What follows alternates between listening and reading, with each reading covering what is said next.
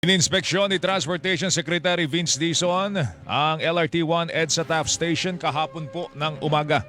Sa walkway na nagduruktong sa MRT-3 at LRT-1, tumambad sa kalihim ang mga vendor na nagpapabagal po sa daloy po ng mga pasahero.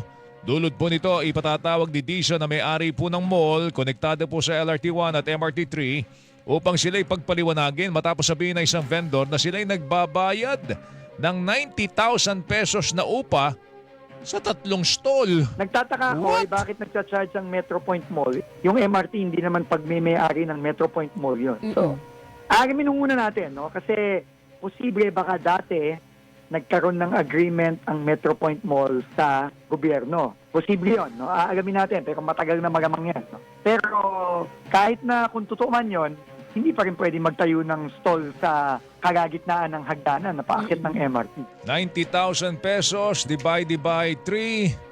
Aba, pare Melo, 1,000 per stall to. Diba, A day, ha? Di ba dati no, nag-aagawan yung mga mall kung saan ipupuesto yung walkway? Ay, sinabi mo pa, Diba? nagkakademandahan pa nga di ba? Tinig po ni Transportation Secretary Vince Dizon.